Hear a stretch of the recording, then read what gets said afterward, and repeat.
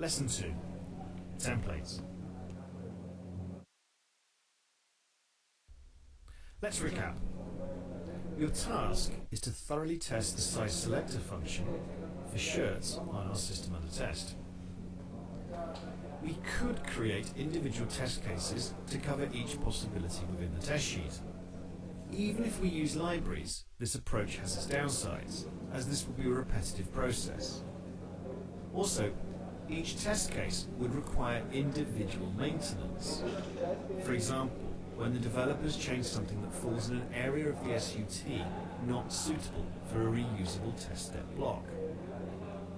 To avoid such problems, we will create a test case template, which is used to automatically create a number of test cases using the test data contained in the test sheet. By the end of this lesson, you will be able to define what templates are and why we use them, and create a template. Templates are used to speed up and simplify the creation of test cases. Let's look at an abstract example of the different options available when designing a car. Some cars are blue, some are black, and some are silver.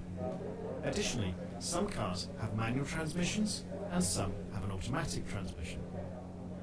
It would be inefficient and very expensive to design and build every variant of our car from scratch. What happens is that the majority of the car is designed the same. Then each car differs only for certain attributes. The original car design acts as the blueprint, and it can be spun off into the different variations. Our template acts as a blueprint for a series of test cases that are similar but have a slightly different test focus each time, a different color or transmission. Templates are designed to contain all the possible parts of a test sheet. Then, by linking the data from the test sheet with the test case, we can quickly and easily create a number of test cases. This also makes it possible to quickly add, modify, or remove test cases when there are changes to our system under test. When the template is modified to reflect changes, these modifications will feed through to all of the test cases.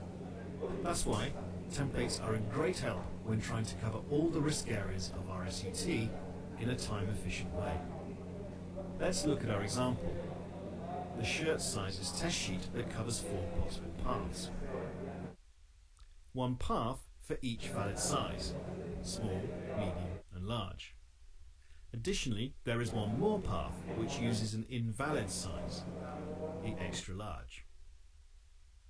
With the help of the template in our test sheet, we will be able to create 4 test cases to test the possible instances. We will create the template from an existing test case. This test case has many references to reusable test step blocks from the library. To use this template to reflect all possible combinations in the test sheet, we will have to modify it.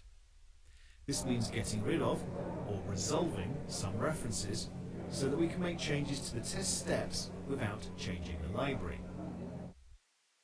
As you will remember from Automation Specialist Level 1, to do so, we simply right-click on the folder, then select Resolve Reference. Once the test case is ready, converting it into a template is a quick process. Simply right-click on the test case and select Convert to Template. You will notice a blue square with a T inside appearing in front of the test case icon. That means the test case is now a template.